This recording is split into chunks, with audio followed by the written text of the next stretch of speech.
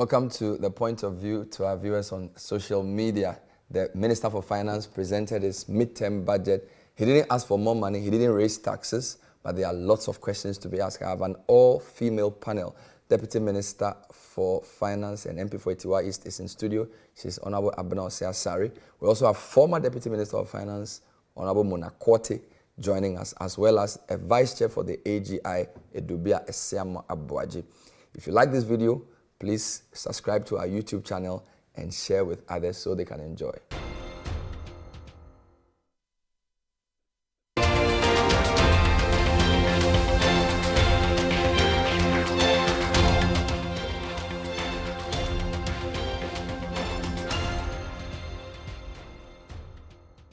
Welcome back. So tonight we have an all-female panel. We will be dissecting the budget from three interesting perspectives. We have the AGI perspective, and that's the Vice President of the AGI for Tema, Adobea Asiamah. She's joining us virtually.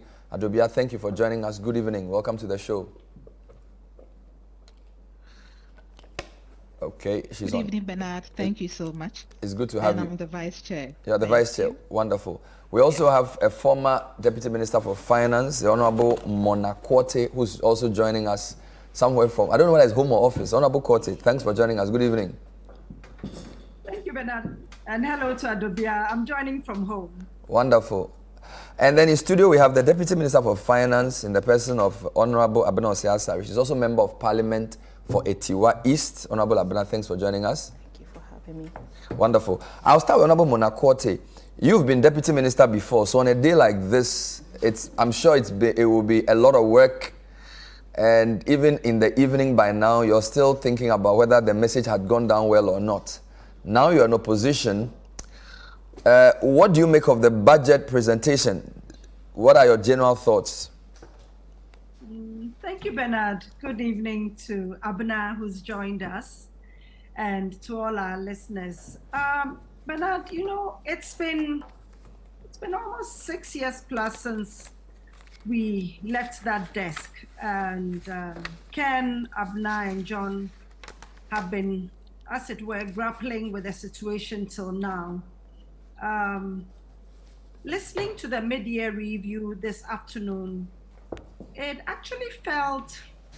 didn't feel deja vu, because, to be honest, most of the time that I was in office, we're under an IMF program. It's only the first few, bits that Ken referred to aligning with the IMF program that was a bit nostalgic. Therefore, I then felt that, look, this mid-year review is all about aligning with what the IMF requirements are. We saw the downward review of a lot of the macroeconomic indicators, which perhaps are more realistic. And also, we realized that there seems to be more emphasis on revenue mobilization, and I may say some emphasis on expenditure rationalization. I was really expecting Ken to speak to the expenditure rationalization. A lot of Ghanaians wish to hear about that. And I'm hoping that maybe Abena can educate us today on what specific programs are in place to rationalize expenditure. There was some reference to it, but it was not enough. We are not clear, because we are seeing one of the big economic indicators, wages and salaries, going up by 30%. And Ken referring to protecting the workers, from who I don't know, but that one going up. We know that debt service is still an issue, so that is still a big one. And in fact, it's because Ghana has defaulted on paying those debt service payments that the currency appears to have been stable for some time now. So that, again, is not any real achievement. What we saw today was a government or a team that was trying to align with the IMF program. And we are glad for that, because we needed that. This was a long time coming. It's now here. We are now seeing an alignment to that. We are now seeing an alignment to shared prosperity. That's the dialogue that they say has gone on. The PC peg has been used as a basis. But unfortunately, there are still areas that we were hoping that Ken would touch on that would clear the air on especially expenditure, since revenue does not seem to have solved the issue, Bernard. I mean, we saw a slew of taxes coming on board at the beginning of this year, but yet we haven't seen the commensurate increase in revenue. So we need to dig deep into that. Has the Ghana card issue with digitalization not helped? There's still talk of e-levy. What is it that Ghana needs to do? I know there was talk about the compliance part. There was also talk about widening the tax net. But honestly, we haven't seen this widening of tax net using the Ghana card to bring some of the informal guys into the tax net, because it is difficult. And if I recall, this was one of the issues that we were hammered on, and yet, till date, that has not been resolved. In terms of debt servicing, I've said this before, I was expecting the debt management office to have been set up, running and doing well, especially to do with the sinking fund account. That has been depleted. I don't think it even exists unless Abena can prove otherwise. But we haven't seen that functioning, and therefore we are in default today. We are locked out of the capital markets. And now we domestic markets. That I find difficult again, considering that Ken had said categorically at the beginning of the year, or in November when he came out with the 2023 budget, that there wouldn't be any such borrowing. Unfortunately, there is.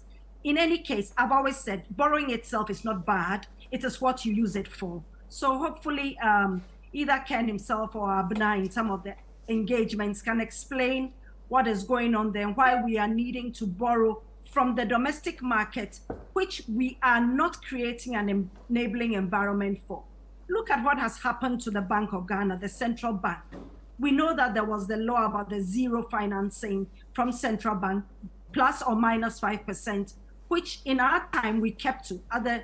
At 2016, when we're leaving, we were really at 0% financing from the central bank.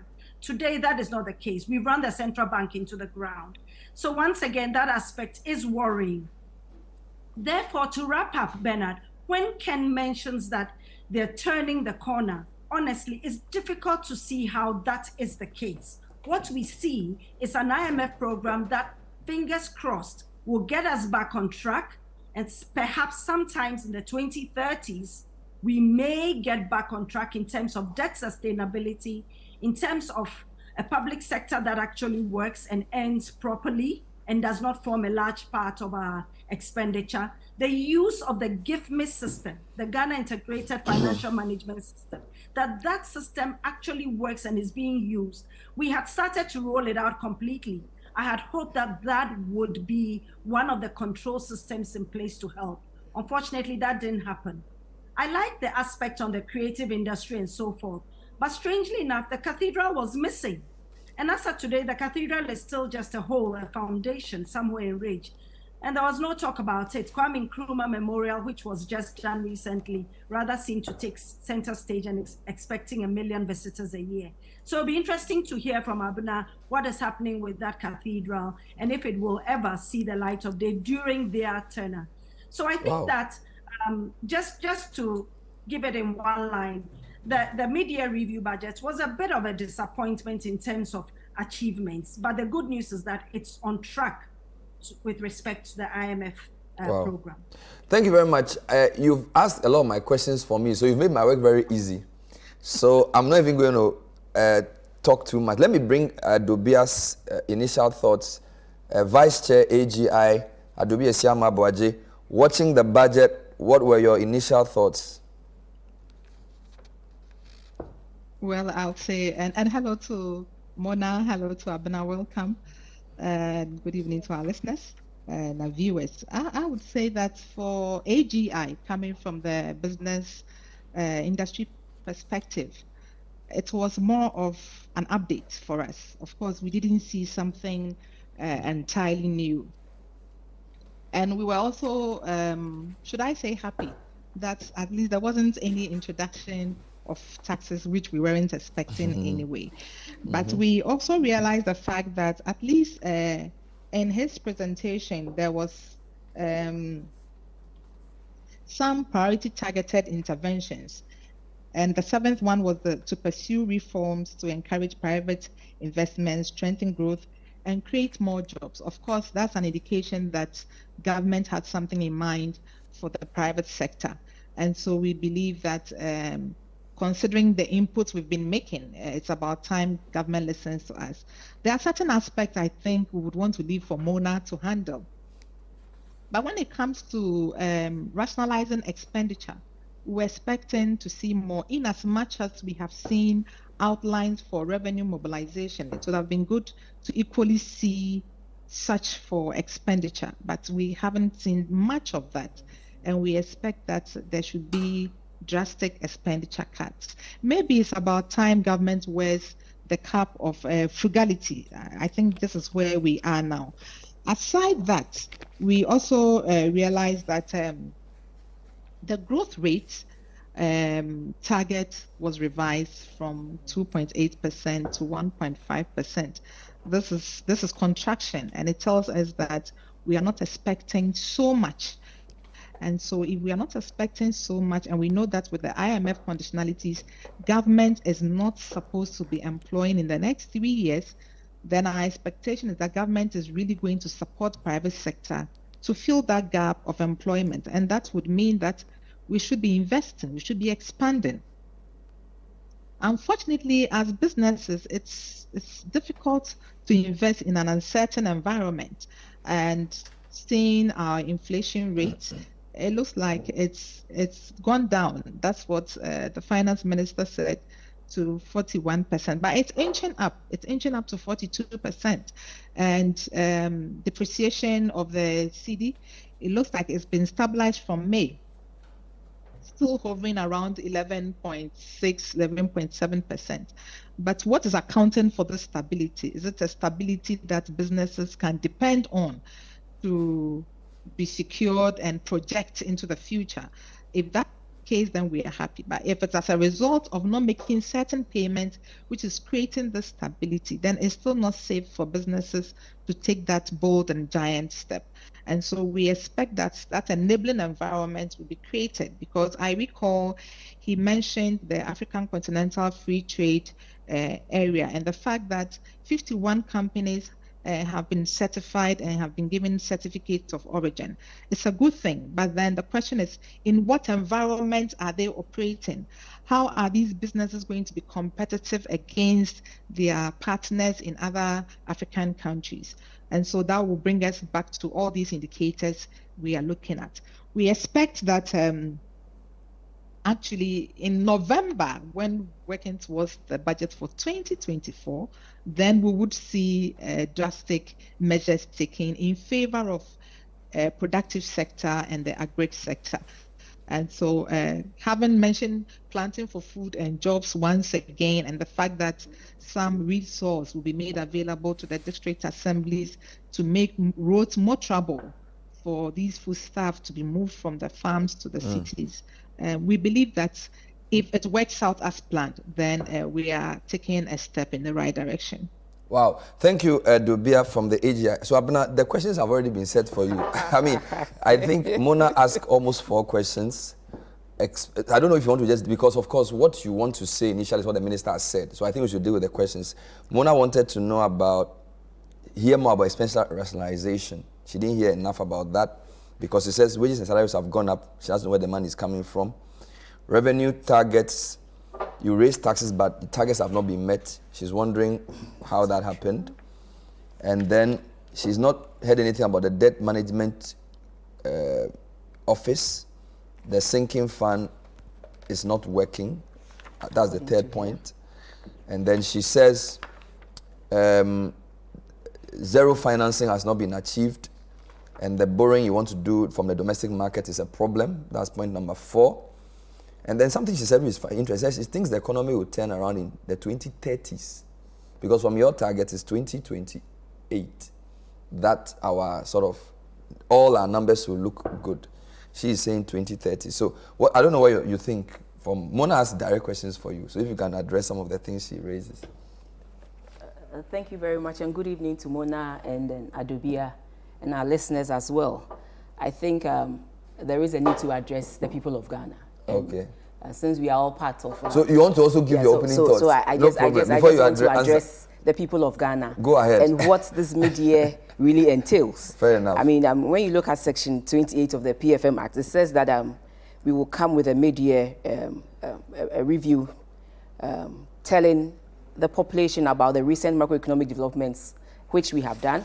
It also says that we'll give an update of the forecast undertaken. Also says we will give an analysis of the total revenue, expenditure, and financing, and how it's performed in the first 6 months. And then if there's any need for a revised budget, we can also, give it. And so that's exactly what we did today. We told Ghanaians where we are, comparing ourselves from where we left off in December 2022, and what we have put in place to make sure we get to where we are, and then what we hope to achieve with the same collective efforts in moving the nation forward. And then finally, we gave ourselves some targets that we believe, based on everything that has happened in the first 6 months, we need to strive to achieve those things. When I hear people saying that we are aligning mid-year to the IMF, I ask myself, the PCPEG on which the IMF program is based on is our own homegrown solution to the situation in which we found ourselves in December in 2022. Okay. So it is us embracing whatever we have signed on with the IMF. The PCPEG, we all know, has have about 7 objectives. The first is to restore macroeconomic stability, which we have seen being done from January to June. And it's also to make sure we bring our fiscal deficits and our debts to sustainable levels, which we are doing by implementing the most necessary but painful adjustments of the domestic debt exchange. We have finished with one part, and we are hoping that very soon we'll be able also to conclude on the external as well. We also said, as part of bringing the economy back on track, is to mobilize revenue aggressively. Okay. And so, like you were saying, you did not see, Adobea mentioned that she's happy we did not see any new revenue measures. Yes. But I believe that in the 2023 budget, we came up with about 5 revenue measures. Some were late in coming on board, but that notwithstanding, we have made some progress. When you look at the revenue numbers for the half year, consistently, many of the tax handles have been able to achieve their targets, with the exception of oil revenue. Oil revenue, because in the 2023 budget, oil revenue was $88 per barrel. That was how oil price. Oil price was $88 per barrel. But currently, as we speak, it's $74. So clearly, there will be a drop in the revenue. Also, in the 2023 budget, this was done in November. November, when at a point in time the cedi lost strength against its major trading currencies by 54%. So clearly, at that time, the cedi was 15 cedis to $1. As we speak here, through all the policies and measures that we have put in place, the cedi is moving around 11.6. So clearly, even without doing anything, you will see a drop in your oil revenue. And that is what we see here. But aside that, you see VAT has improved, and the excise tax has also improved. And so we are getting there. And that is part of the measures of the PCPEG that we will aggressively mobilize domestic revenue. And in mobilizing domestic revenue, we believe that it shouldn't always be new revenue tax measures. Like Mona said, we're using the national identification cards to get more people onto the tax net without necessarily increasing taxes. We have seen some improvements in that area as well. And also trying to come up with policies that where if you want a service, a public service, you will need to have your NIA card and you need to show your tax returns. All these things are some of the administrative measures that we are putting in place to increase revenue. Again, we also mentioned streamlining expenditure. Mona said she's yet to see. She wants more. She wants to hear more. She's yet to see. Clearly, in the 2023 budget, the appropriation was 227 billion Ghana cedis. In this mid-year budget, we have revised appropriation to 206 billion. Clearly, you see a 20 billion reduction in expenditure. Like I always say, the expenditure is made up of certain components. You have your compensation, you have your interest payments, and you have your goods and services, and then your capital expenditure. For the compensation, clearly in November, government hadn't concluded on the pay policy or pay rise with workers, government workers. And in January, this was completed. Government at that time in the 2023 budget, in November, put in a 20% increase. But clearly, Labour was asking for 60%. And after the negotiations, government was able to bring it down to 30%. So you could see a 10% adjustment that government needed to make. And government sort of understands Labour. Clearly, no government would want to make its workers worse off. If there's anything that they can do to make sure, at least looking at the current economic situations, they make, workers are able to move on and also to contribute their quota to the national development, government will do it. So clearly that increased to 30%. So there was an adjustment of 10%. And that's how come you see that expenditure increase in the compensations budget. But all other things being equal, you see that the goods and services, they are within.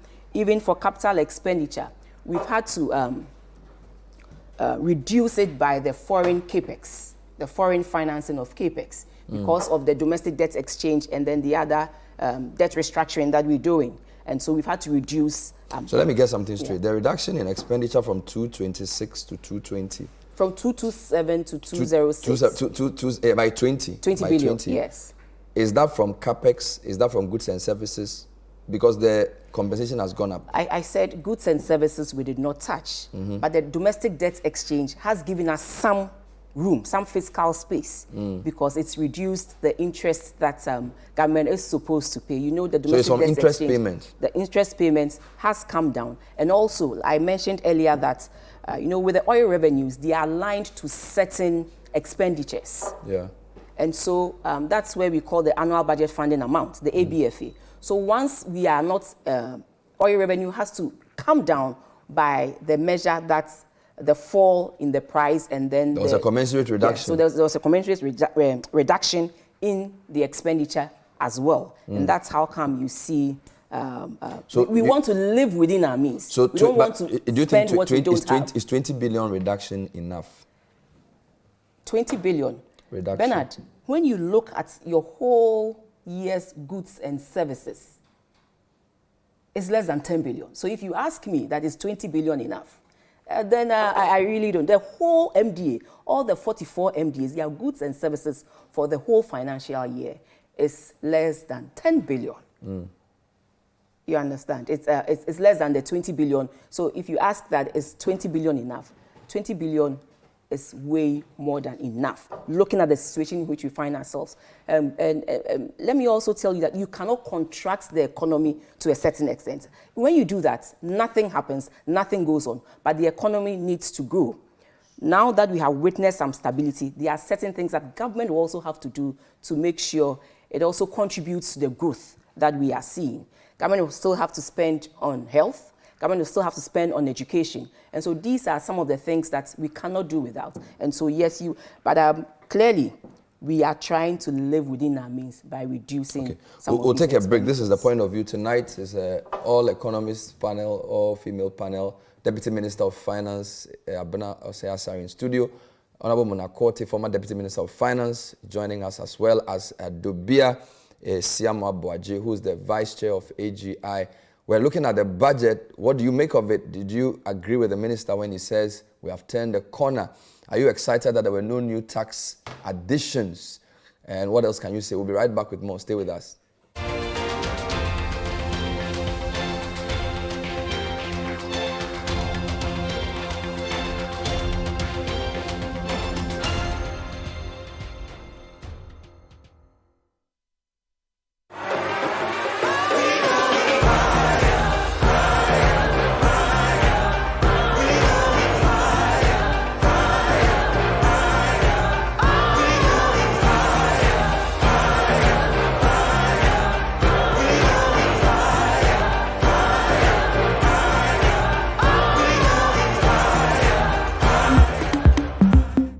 With Glovo, you order anything you want, and when you receive it, you celebrate it with your whole body. Because when that tasty grilled chicken is here, the weekend starts. The ingredients for your favorite recipe just in time. And when the cake arrives, the party is on. Because receiving anything on Global deserves a dance. Download the app, order anything you want, and track it minute by minute until it arrives. Global.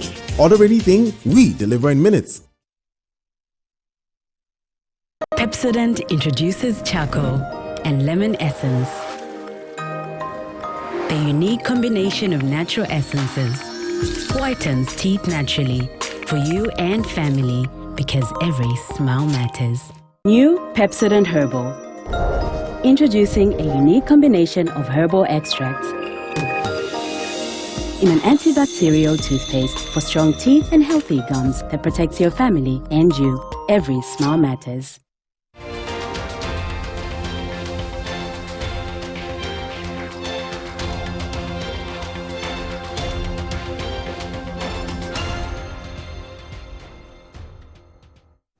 Welcome back. Tonight we're on The Point of View Live. My guest, Mona Quartey, who's the former Deputy Minister of Finance. We also have Adobea, Asiamah, Aboagye, who's from the AGI. She's the Vice Chair in studio. Abena, Osei, Asare, Deputy Minister. Let me come back to Mona. So, in an indirect way, the Deputy Minister has answered some of your questions. I just wanted to go back to you. You said a couple of things, that this turning the corner thing, you don't seem to agree with it. You thought the earliest time the recovery will happen is 2030. But what do you make of the fact that they didn't ask for any new appropriation, and also they didn't ask for any new taxes? Is that something that's a relief, or what are your thoughts on those? Bernard, definitely not asking for more money, and also not coming with any new taxes was a relief. I mean, Adobea has even attested to that. I'm sure if you spoke to anyone on the street, they would. But I'd like to just get some clarity from Abena on one or two things. One, we appreciate that the benchmark pricing for oil has been reduced from $88 per barrel to $74 per barrel for purposes of budgeting. Let's all remember, and I'm just reiterating to the choir, that the budget is a planning tool.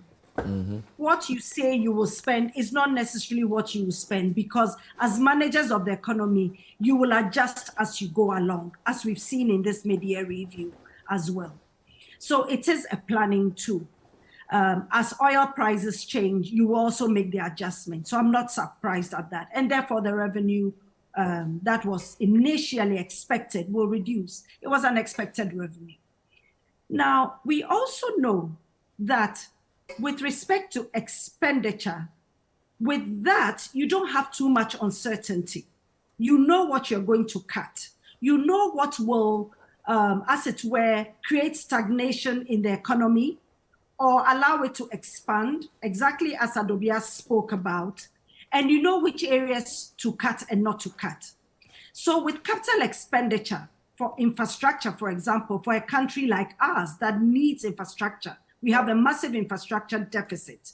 You would have expected that last year's year of roads would have put in a whole lot more kilometers, a whole lot more bridges, a whole lot more of the port infrastructure, basically different areas of transportation to make things work.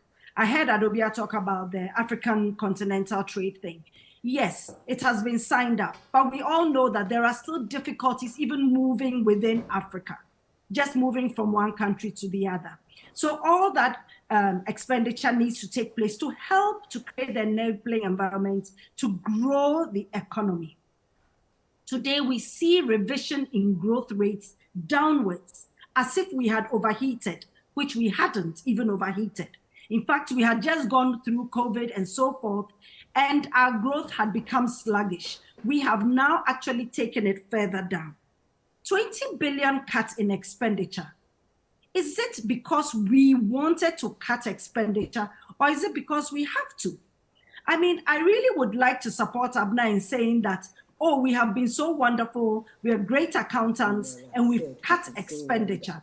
But to be honest, I think it is that we didn't even have the money to spend. One, we were locked out of the capital markets. Two, we are struggling with the domestic debt repayment plan, which we haven't even concluded.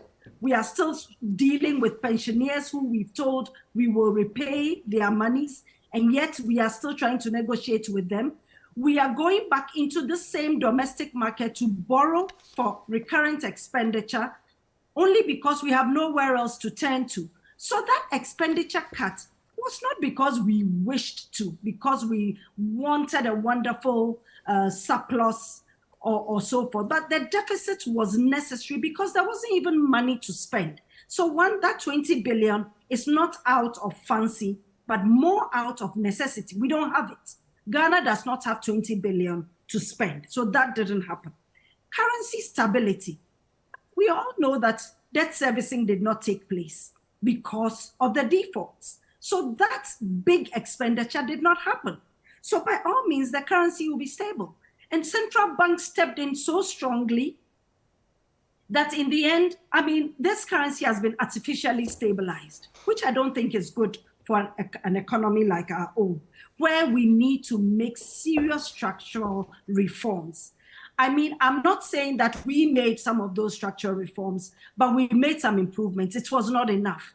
There was a need for the new government to also do more, in fact, to change this economy completely. We've been running on this agrarian economy, trying to do this value addition thing to try and help it. We got oil, we got gas, which we thought would reduce or energy expenditure. That has not really happened. There's a need to dig deeper, all of us, consensus from both sides.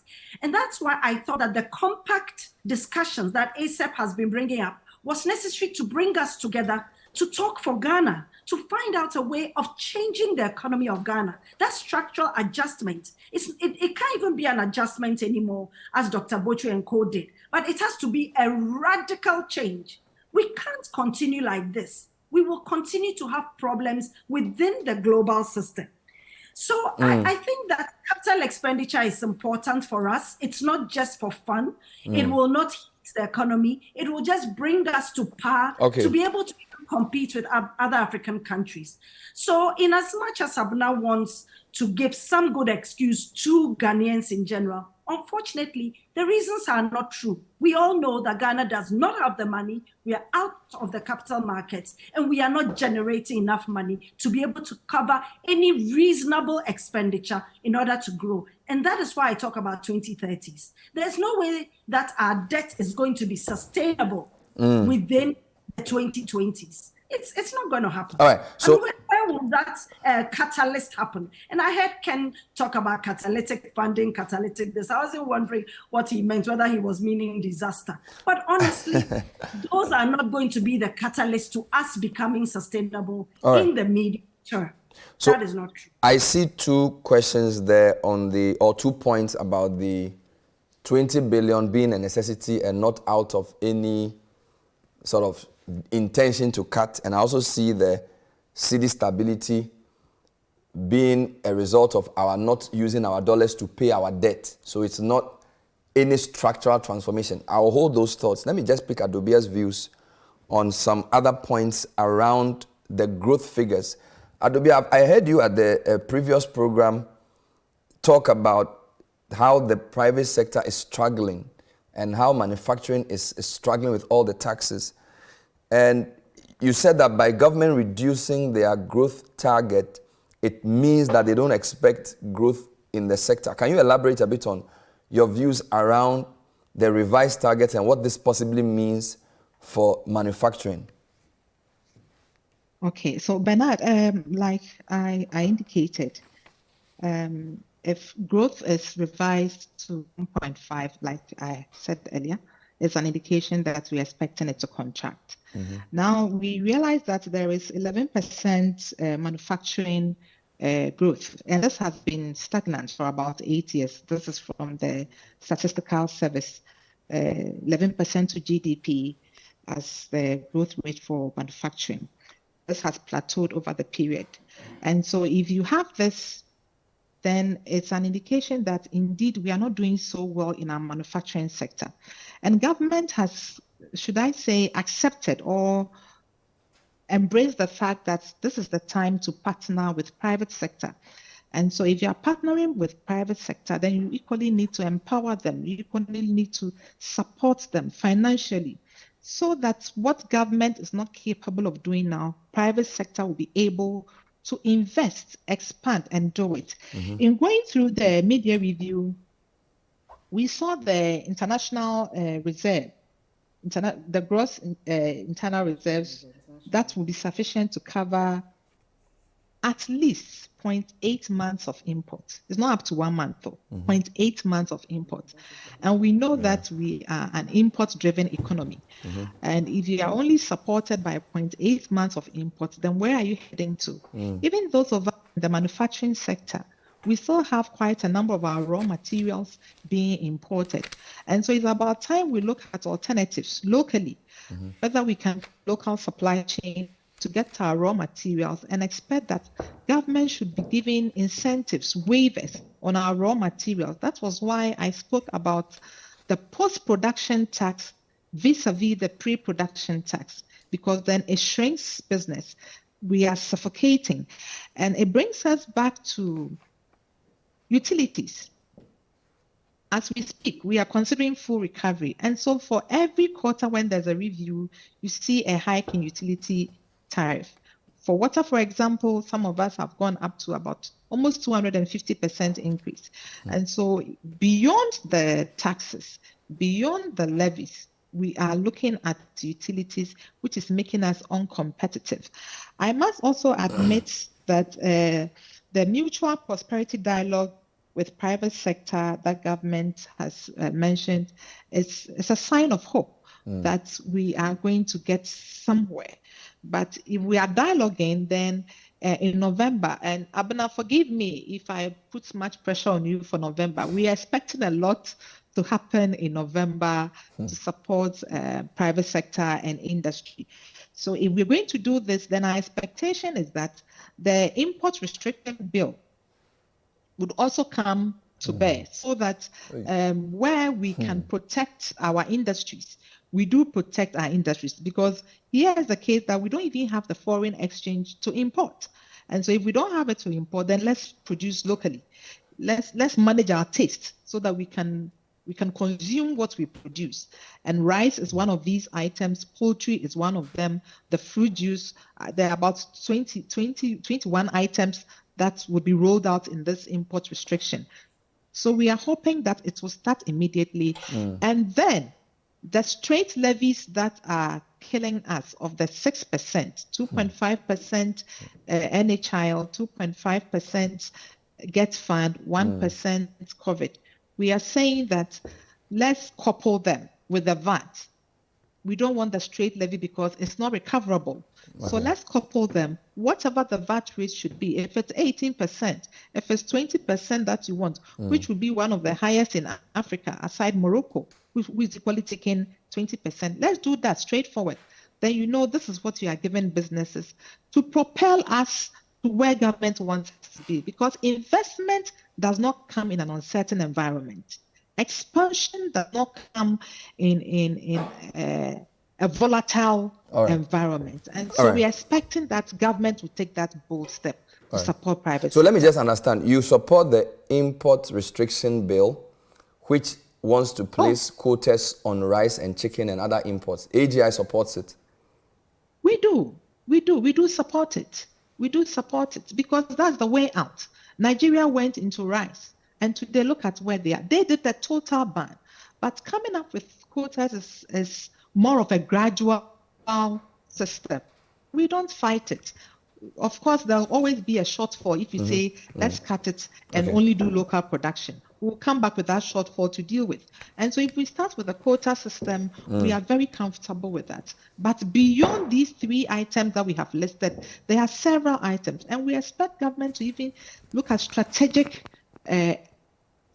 sectors and say, look, let's take a deliberate step to make this sector work, to help this sector. And I'll give you an example. With the textile industries, years ago, there was this VAT they were paying against the imported textiles that were really hurting the industry. We engaged government, and there was this decision to take the VAT off and rather allow them to compete fairly with the imported textile. 3 years down the line, when analysis was done, we realized that the corporate income tax that was paid outweighed the VAT that would have been paid. And so these are some of that. It will take some time, but these are short to medium term strategies that government could equally take to support private sector. Thank you. Abena, lots to react on. Yeah. Mona has 2 points. The currency stability is because you are not paying your debts. The 20 billion expenditure savings was forced. Adobea is talking about many things. Tariffs are going up even though we've not increased taxes. Levies at the ports as well. She supports the import restriction bill and a lot of other things. I think you need to react to these points. Thank you. Thank you very much. Bernard, in one breath, Mona says, show me where you have reduced expenditure. You show her and then she says, oh, this did not even exist. You didn't have it. So I really don't know what Mona is trying to achieve with this, but it is what it is, Bernard. Nobody can tell me that we did not make some space or we did not create some space with the domestic debt exchange, the first phase of that. That is what has reflected in a reduction in the expenditure. So you can't tell me it does not exist. It is not there. It is there. Again, it is not, people keep repeating that, we are locked out of the capital markets. That is not the case. We are not? It comes at a cost. And are you willing to take up that cost? Is it, so you mean you can go to the capital efficient? market, but yes. it will be too expensive? It comes at a cost. So are you willing to do that? So you weigh the two. Domestic markets and then go international. Which one will best serve my interest at a minimum cost? And so that is the situation. That is why government says, let me look within and see how best I can tap from within to service some of the equally important things that I need to address. So it is not a matter of this or that. So when it becomes cheaper, you go to the capital market? No, everything comes at a cost. So in everything that you do, even here, in deciding to put up this place, you looked at the costs and the benefits, and whether the benefits far outweigh the cost. And that is how we do everything in our simple, basic lives, and also in running the economy. So that is how it is. And we talked about structural reforms. Clearly, you saw in the mid-year budget review that in terms of the energy sector, government has put some mechanisms in place to make sure that we reduce payments from excess capacity. Government has managed to sit with the IPPs, and now there is an improved way of servicing the IPP debts, where we are only going to pay what is delivered to us, and not the capacity charge, but what is delivered to us. And in so doing, we only pay for what we consume, and at the end of the day, we also reduce arrears build-up. And so there are some reforms in the energy sector that we believe that in the long run, it will to help improve the situation there. And Adobea talked about the utility bills. But at the end of it all, we also have to recover the costs of producing that utility. And so it is a give and take. But in all this, we should also look at government not piling up debts, not piling up arrears because it is not able to pay fully the utilities that is given to its consumers. So these are some of the reforms that we have put in the energy sector as well. And what about the point about the fact that we are not paying our debt, which is why the currency... So basically, the currency stability is artificial, and she admits that even it's a structural point. And even she's not saying that during their time, it wasn't the same. Yeah. So it's almost like we are doing the same thing. When we have dollars, we use that to show up the cedi, and then it's artificial. So when we have to make those payments or when there are withdrawals, it goes. You admit this. And Bernard, it is not just about the cedi stability, but it's a process. This is not something that you can do in the short term. And that is why government is coming up with policies that we believe will have a lasting, solution to some of these things. The 1D, 1F. As we speak, we have 126 factories operating now. We have 146 in various stages of implementation. All these things will address the huge importation that we tend to see in this country. And with this, government is supporting them with exemptions on the equipment they bring. Government is supporting them with a payment of corporate income taxes. All these things we believe will help put them in a competitive position to also compete with the things that are being imported. And this will go a long way to reduce our demand for foreign currency. Again, when you look at the demand of our foreign currency, we tend to demand a lot for food imports. And so government, when you heard in the mid-year budget review that we are also going to adjust the way we have done the planting for food and jobs and make it more targeted. And this, we believe, will also increase the food production and reduce our consumption of food. This will also go a long way to help stabilize the cedi. Right. We'll take a final break. When we come back, I'll take concluding comments from the panel in terms of going forward, what they hope to see. Adobea keeps talking about November. She seems to have a lot of hope in the next budget. Yeah, because we've been engaging them consistently. Good. And so when we come back, we'll ask you what you can assure us ahead of that budget. I'll take Mona's thoughts as well. She's saying, let's come together like a compact and let's deliberate because the economy issues are structural. And that is what we have done consistently. That we're engaging with all the stakeholders. We did engage with Aboagye. I'm happy. She's talking about the opposition. Yes. Too. They said they want consistently. To be part. Did you do a even with the IMF PC PEG, we deliberated with the minority in parliament. They gave us their inputs. We did same with the civil societies. We did same with academia. We did same with the faith-based organizations. So all what you see here are a reflection of all the thoughts of the stakeholders. So this is something that we believe that we cannot do it alone. Together, we can win. We'll be right back. This is the point of view. We're discussing the budget review. We don't call it supplementary because they didn't ask for any money. So it's a mid-term budget review. Stay with us.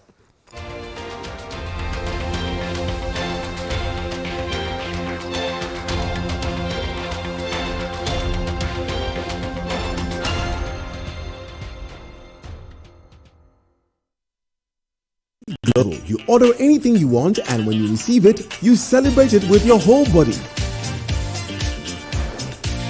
Because when that tasty grilled chicken is here, the weekend starts. The ingredients for your favorite recipe just in time. And when the cake arrives, the party is on. Because receiving anything on Global deserves a dance. Download the app, order anything you want, and track it minutes by minute until it arrives. Global, order anything, we deliver in minutes. Finally, anyone can become a household.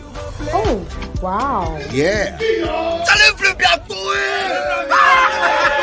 Hugo Flip, a real estate gaming platform that allows you to play and stand a chance of winning a house or cash or consolidated funds, such as savings towards a house. Simple and easy to play. Visit www.hugoflip.com. Buy a ticket to enter the game. Wait for the end of the game to enjoy the win. Anyone can win. Flip it or own it.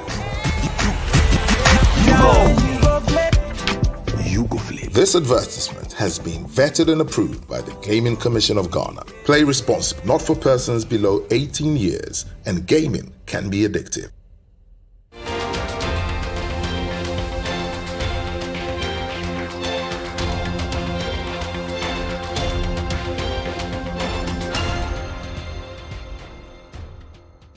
Welcome back to the point of view. The budget this year is interesting. The mid-term budget, finance minister didn't ask for any new money, he didn't increase the taxes, but he says we've turned the corner. Quartey is a former deputy minister, she disagrees. AGI says we have 0.8 months import cover based on the document, and he says that's not good enough. She supports the bill that will restrict some imports. Abena, Osei, Asare in the studio. Mona, we have just 5 minutes to go. What are your final comments and takeaways from this budget? And in a couple of minutes, what's your most important point you think the government must hear if the economy is really to recover? So let me start with the good news. The good news is that, like Abena said, this IMF program is based on the PC PEG, that model that government was asked to draw up, because IMF never dictates to you exactly what you should do, but they ask you that, knowing your problems, come up with some solutions, and they will look at it together with you through staff meetings. And if they agree, they'll approve it so that they lend you some money to start. So they have the ECF money for 3 years, $3 billion. We thank God that that has happened for the sake of Ghana. So whether it's based on PC PEG or not, It's going to be monitored by the IMF, and subsequent tranches will come based on the staff meetings that will take place, and Ghana complying with what itself has said they will do, that is us, and also what we've been advised to do. So let's see how that goes. On the domestic debt side, when Abena says that has released a certain amount of money, I'm sure she's not saying it's released 20 billion and therefore expenditure is reduced by that. That's not what she's saying. She can't be saying that. But when she says that not renegotiating that has created some fiscal space, I beg to differ. Oh, really? Let's all be honest about this. The government, the fiscal, has raided the monetary so badly that even though inflation started to come down, it started to pick up again, as we have all in this country seen over the last 2 months. So that has started. The central bank came out with its financial statements recently, and what we saw was not pretty. They are badly bruised, broken, and battered, to use Ken's words from the budget this afternoon. So the central bank is not laughing at all. They have had it rough. They have shored up their reserves with the gold purchase and so forth. But in terms of cash flows, there's been difficulties because the fiscal has raided the monetary. Now, domestic debt, why would one go and take money from the domestic debt market when that is the local industry and private sector is also taking money from? You are crowding out the private sector by going in there as a government. You should be borrowing longer term from external sources. Instead, we see government saying that the cost of borrowing locally is cheaper, but the implications are far worse than borrowing offshore. And we all know that they've been locked out of the market, whether they like it or not. And we sympathize with them because one day soon we will be in office and we'll need that market open. So we really hope that. Why you are going to borrow again? You are in a hurry to go and borrow. We will have to borrow. You have to borrow for the purpose intended. So by all means, a government will borrow. It's part of financing. There's no doubt about that. Thank you. AGI, you said a lot in the past. So your closing thoughts in a minute. But my closing thought is, let's see what the borrowing is done with. But I also want to mention that the tax to GDP that is being moved from the estimated 13.5% to 18%. It's more of the same. The profiling shows that it's the same people. And so we are asking that, look, let's widen the tax net, because there is an appetite to go informal when the burden is so much on the very same people. And so we are expecting government to indeed support industries, give us the relief that we require so that we can equally support industry to mobilize revenue as they are asking for. This afternoon, I realized that the minister quoted scriptures, and I just want to say that in Amos 3, verse 3, the Bible says, can two work together unless they agree? And so we want to work together with government. Let us agree, give us the reliefs. Let's help you mobilize revenue. Thank you. Thank you. Abena, you have a minute and a half or two. Adobea, I can't agree more with you that we have to agree and work together. And so I would say with Mona that we have to agree and work together, irrespective of where we stand. And yes, clearly, let me just point this out, that the domestic debt exchange has freed interest payments of our 14.6 billion. So it is there, it exists, and it is real. Let me talk about this BOG financing thing. That, previously, well, it was in the act that BOG cannot support government beyond 5% of the previous year's revenue. And so it is in this IMF agreement that we have signed an MOU for zero financing. So let's not say that way back there was zero financing. There was nothing like that as zero 5%. Financing. It was 5%. Yes. And so it is now moving forward as part of the measures that we have put in place, that there should be zero financing. 2015, 2016. So that's not new. That's not so new. There's zero financing. And then see, remember when we came in 2016 and 2017 and then the banks needed help? Who were the regulators? It was BOG, but government took up that debt. You understand, about 22, 25 billion to address that situation. And so it is not like government just taking money for no reason from BOG. There was a necessity.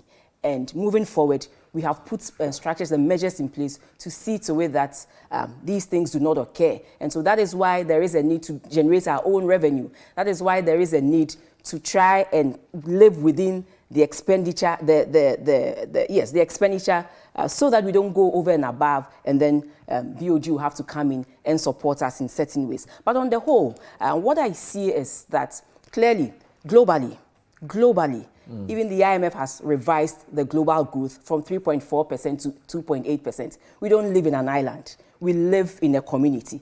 Clearly, certain countries, the big countries, the Western countries, are also going through certain similar fates as we are going through, the US, China, and all those people. And all these things affect, affects nations like Ghana.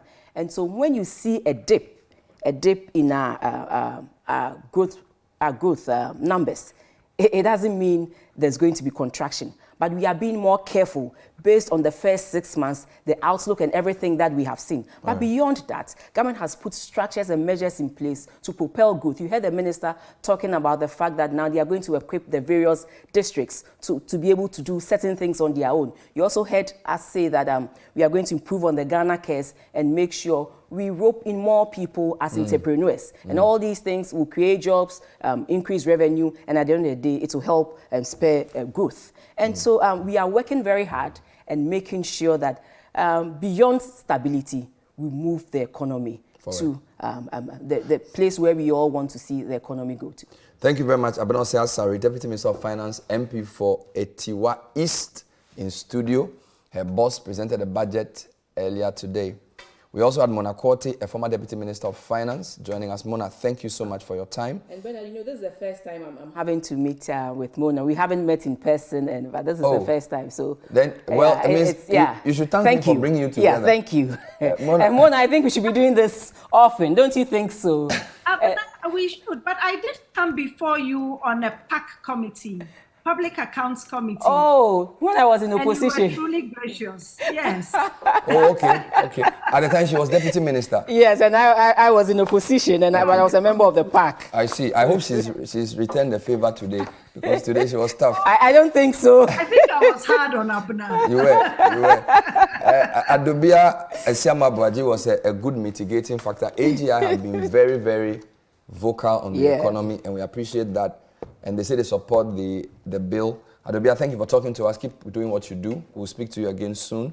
And thank you for watching. Let's help make Ghana work again. That's what we all are in this for. My name is Avle. We'll see you next time. Bye-bye.